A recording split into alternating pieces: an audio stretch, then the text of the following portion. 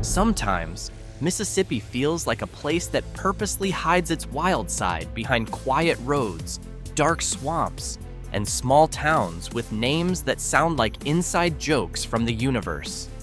Here, you'll find places called Hot Coffee, tiny villages that greet the world with Whynot, and remote corners like Panther Burn, which sounds more like the title of a horror movie than a real address.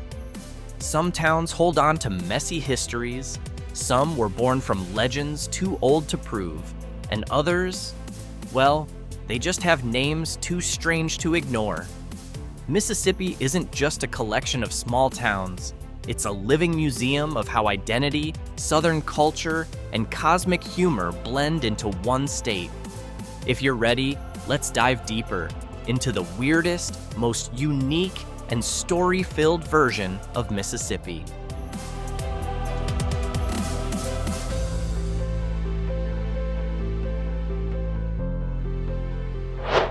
Tupelo is one of those towns in Mississippi that looks peaceful, but its identity is layered. It's the birthplace of a global music icon and the site of one of the deadliest tornadoes in American history. A combination that makes the city feel like it's always standing between two extremes: pop culture glamour and near unbelievable natural tragedy. As it turns out, Tupelo is the birthplace of Elvis Presley, and his childhood home, a tiny two-room house, still stands today.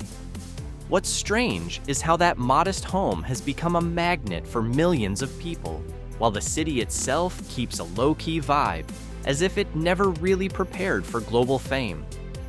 Then there's the Tupelo tornado of 1936, one of the deadliest in US history, which killed more than 200 people.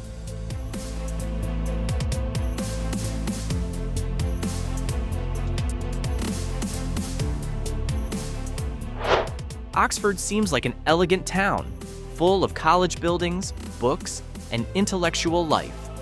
But that mix is exactly what makes it one of the weirdest cities in Mississippi. Not spooky weird, but a kind of weird that comes from a blend of high culture, old traditions, and local habits that sometimes feel a little too serious for a small town. Not to mention, Oxford is home to the University of Mississippi, Ole Miss, a campus with some truly unique rituals and traditions.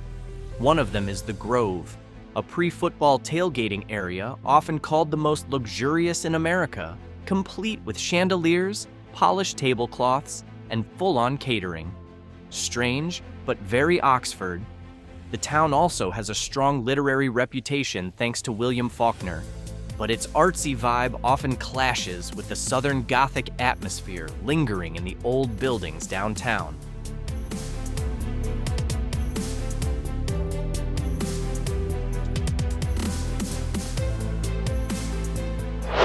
Crystal Springs is a small town that at first glance seems ordinary, quiet, filled with trees, and carrying the scent of a typical southern town.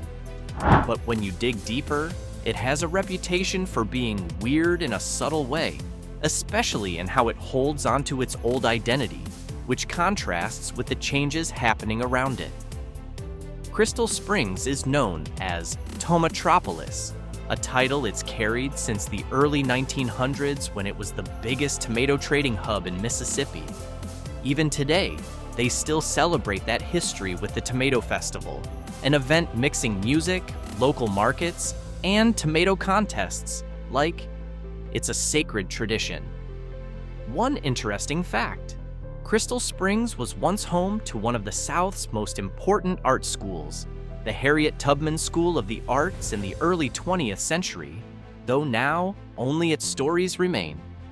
What adds to the town's unique vibe is its downtown, full of old buildings with vintage signage that hasn't changed in decades.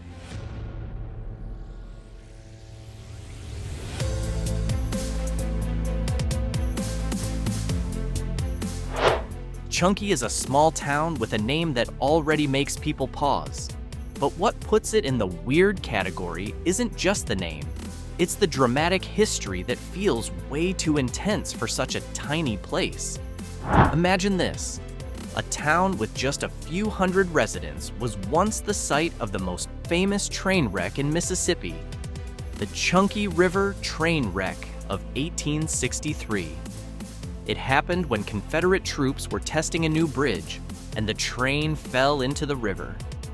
To this day, the Chunky River is considered a place with strange energy because of that story. Interestingly, the town used to be part of the Choctaw Nation's root, and the name Chunky actually comes from a traditional Choctaw game that used round stones, not from the word fat. So, this town has a funny name, a tragic past, and a river full of old stories.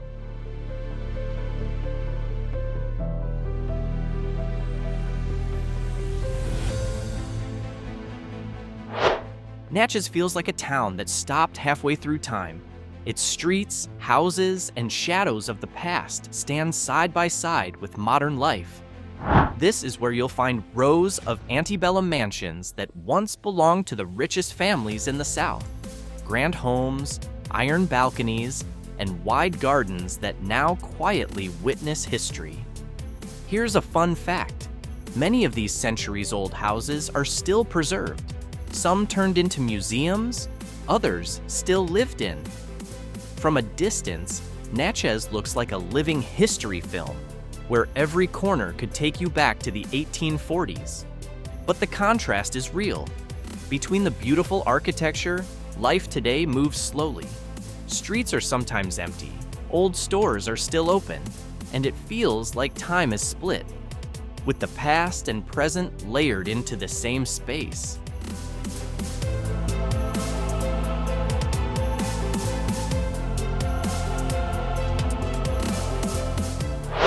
Columbus is a small town that feels like it's holding on to unfinished chapters of a book.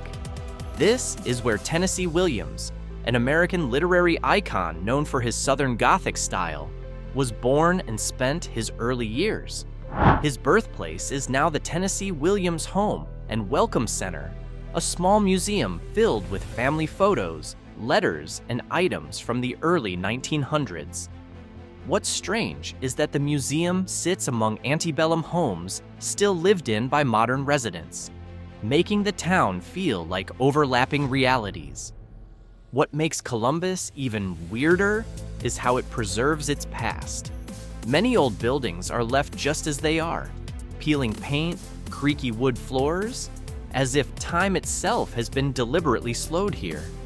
Dig a little deeper, and you'll find that Columbus has over 650 historic buildings, one of the highest counts in Mississippi for a town of its size.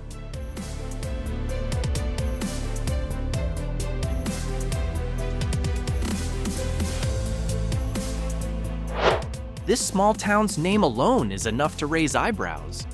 Imagine a town in Bolivar County with a population of just 116 people, 2020 census. Yet it has a name that instantly brings up images of swamps, alligators, and Delta folklore. The town got its name from Alligator Lake, which was once known for having plenty of alligators. That's the origin of a name that might seem strange for such a tiny Mississippi settlement. The weird factor is real. Despite its size, the town has deep blues roots. The Alligator Blues marker on the Mississippi Blues Trail references local musicians and even mentions that Robert Johnson was once recorded living in this area in the 1930s. In 2009, Alligator made history by electing Tommy Tommaso Brown as its first black mayor, a small moment with big meaning for the local community.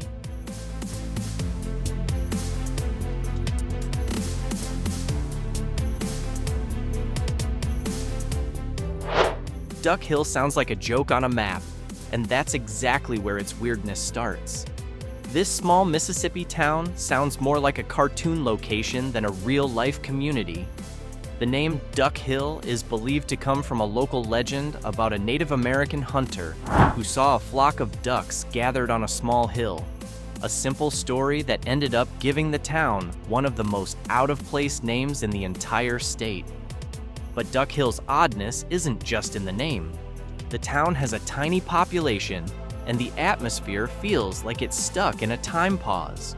Quiet, still, and almost too quiet for a place with such a long history. Duck Hill was once a stop along the Illinois Central Railroad, so this small town actually used to be an important point along a major southern rail line, a contrast that makes Duck Hill feel even more strange and unique.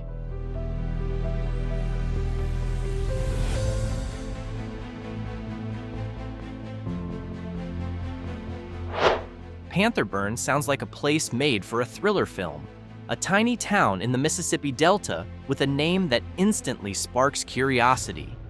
The moment you hear Panther Burn, you imagine dark woods, glowing animal eyes, and legends that never quite end.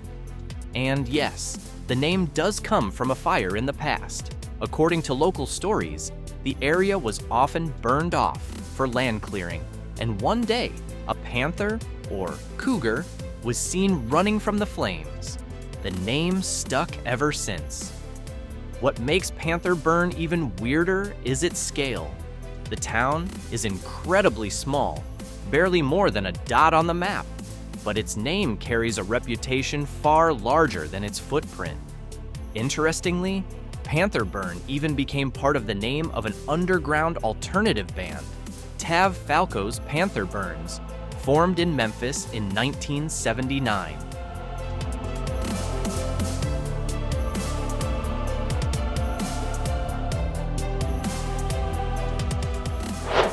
Whynot is a small town that feels like a joke that accidentally became an official name. Imagine a quiet community in Lauderdale County with a name that sounds like a rebellious kid's answer to the question, why? Why not? The name is real and has been used since the 19th century, so it's not some modern gimmick or marketing stunt. What makes Whynot even weirder is its unexpected musical legacy. This tiny town is the birthplace of David Ruffin, lead singer of The Temptations and the voice behind My Girl. Crazy, right? A place this small producing one of the most iconic voices in American soul music. Historically, Whynot had a small post office that operated from 1881 to 1904, and even today, locals still debate its exact former location, as if the town just enjoys leaving questions unanswered. Whynot may look simple, but the vibe is definitely small, strange, and full of surprises.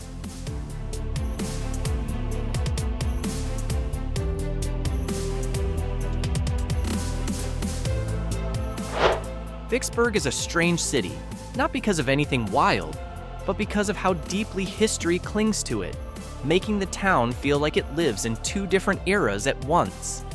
It was once one of the most critical points in the Civil War, and even today, the memory of that battle shapes its personality. Vicksburg National Military Park alone holds over 1,300 monuments, an unbelievable number for a city with a population of around 22,000. It feels like the entire town has become an open-air museum that never really sleeps. Here's a strange fact. Many visitors report unusual phenomena at the battlefield site. Sounds of drums, footsteps, even shouted commands with no clear source. Whether that's history leaving a mark or just active imaginations, who knows? Vicksburg feels increasingly weird because of its heavy, haunting atmosphere. It's a small city with a deep silence, like a place that has seen too much, but chooses to stand quietly anyway.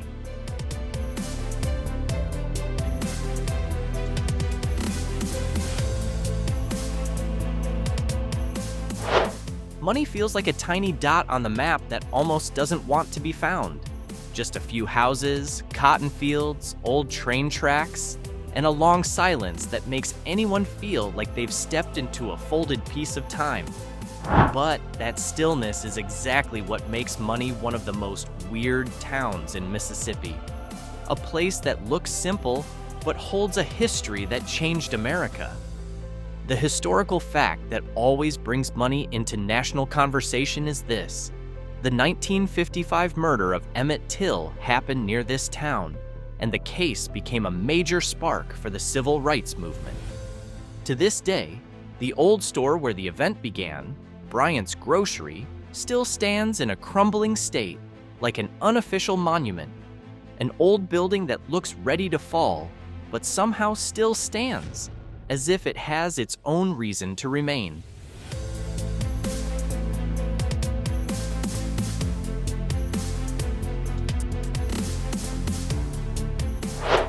Hot coffee is the kind of town that makes people smile the moment they hear its name.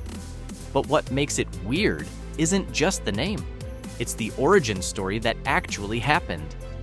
Back in the 19th century, there was a cafe owner named L.J. Davis who became known for serving handmade hot coffee brewed from green coffee beans, mixed with molasses and fresh spring water.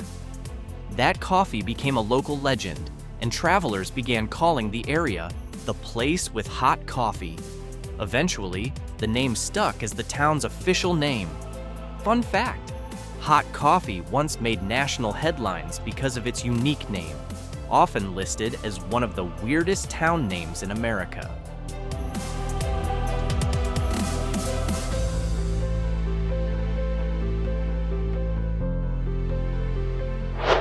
Yazoo City is a town that raises eyebrows from the first moment. Imagine this. Its entire downtown district is dominated by the color purple. Yes, really purple, because the city's official branding is the gateway to the Delta in purple. While most towns go for neutral tones, Yazoo City chose bold purple as its identity. That alone puts it in the weird category, but the story doesn't stop there.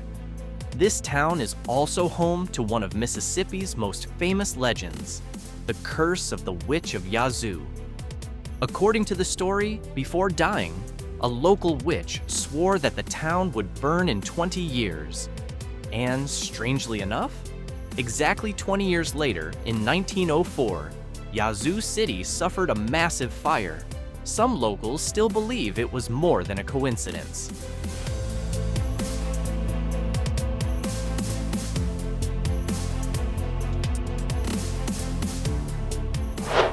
Pascagoula, at the southern tip of Mississippi, feels like a town with two souls, land and sea.